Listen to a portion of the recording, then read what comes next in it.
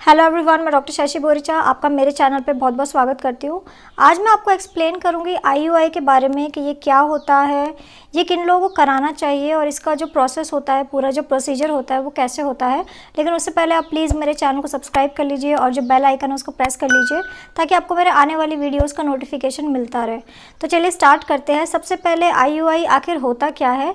IUI का मतलब है इंट्रा यूट्राइन इंसेमिनेशन। इसे डोनर इंसेमिनेशन भी कहते हैं और अल्टरनेटिव इंसेमिनेशन भी कहा जाता है।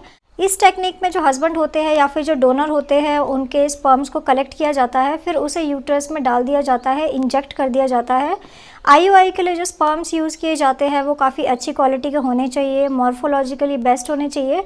साथ ही साथ स्पर्म्स की जो मोटिलिटी है वो बहुत ही ज़्यादा अच्छी होनी चाहिए। अब मैं आपको बता देती हूँ कि आईयूआई किन किन लोगों को करानी चाहिए। तो आईयूआई उन लोगों के लिए बहुत ही अच्छी है, स्पेशली उन मेल्स के लिए जिन्हें इनफर्टिलिटी की प्रॉब्लम है। इनफर्टिलिटी का कॉज कुछ भी हो सकता है, जैसे कि बहुत ही कॉमन कॉज है ओलिगोस्पर्मिया, जिसमें मेल्स के जो स्पर्म काउंट होते हैं वो काफ़ी ज़्यादा कम होते हैं, जिसके वजह से जो उनकी वाइफ होती है वो कंसीव नहीं कर पाती, प्रेग्नेंट नहीं हो पाती। काफ़ी सारे मेल्स होते हैं जिनके अंदर एब्सेंस होता है स्पर्म सेल्स का, उनके जो सीमन है उसमें बिल्कुल भी स्पर्म सेल्स नहीं होते।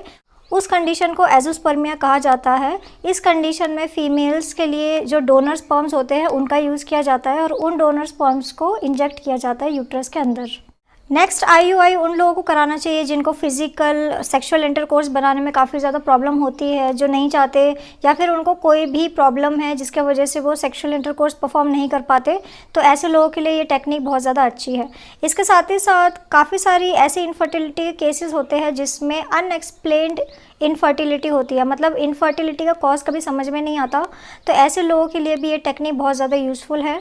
इसके अलावा काफ़ी सारी ऐसी फीमेल्स है जो सिंगल मदर बनना चाहती है, तो वो डोनर स्पर्म्स का यूज़ करके आईयूआई टेक्निक की हेल्प से कंसीव कर लेती है। बहुत सारे होमोसेक्सुअल लोग होते हैं जिनको बच्चे चाहिए होते हैं, तो वो भी इस टेक्निक का यूज़ करते हैं।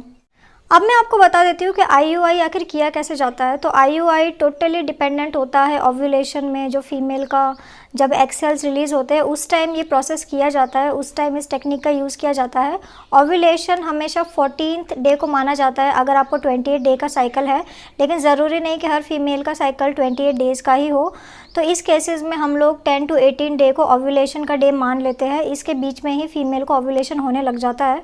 डॉक्टर्स काफ़ी सारी टेक्निक्स का यूज़ करते हैं ताकि ओव्यूलेशन का एग्जैक्ट डेट पता कर सके, जैसे कि सोनोग्राफी है, ब्लड सैंपल से ही पता किया जा सकता है, या फिर जो ओव्यूलेशन किट आती है उससे भी आप पता कर सकते हो। डॉक्टर्स हमेशा 7 to 8th डे जो होता है उस दिन से स्टार्ट कर देते हैं सोनोग्राफी करना, ताकि जो फॉलिकुलर स्टडी है उसको किया जा सके।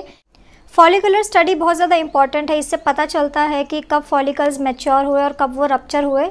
जब फॉलिकल्स रप्चर हो जाते हैं तो उसमें से एग सेल रिलीज़ हो जाते हैं, लेकिन काफ़ी सारी फीमेल्स ऐसी होती है जिनके अंदर फॉलिकल्स तो बन रहे होते हैं बट वो रप्चर नहीं होते। तो डॉक्टर्स वेट करते हैं कि जब फॉलिकल्स 18 to 20 mm का हो जाता है तब वो उसे खुद ही रप्चर कर देते हैं। इंजेक्शन के यूज़ से उन फॉलिकल्स को रप्चर कर दिया जाता है और उसके अंदर से फिर एग सेल्स रिलीज़ हो जाते हैं। जब एग सेल्स रिलीज़ हो जाते हैं उसके बाद जो हस्बैंड होते हैं या फिर जो भी डोनर होता है उसके सीमेन को कलेक्ट किया जाता है, फिर उस सीमेन को साफ़ किया जाता है।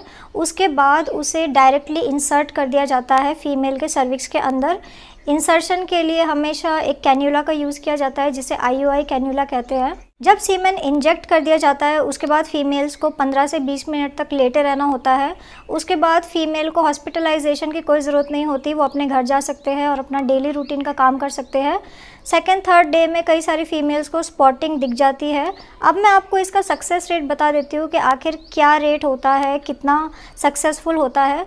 तो हमेशा आप कह सकते हैं कि 10 to 25% पर मंथ इसका सक्सेस रेट होता है और 3 to 5 साइकिल्स इनफ होते हैं। बट कभी कभी ऐसा होता है कि 3 to 5 साइकिल्स के बाद भी टेक्निक फेल हो जाती है, तो ऐसे कपल्स को फिर इन फ्यूचर आईवीएफ कराना चाहिए।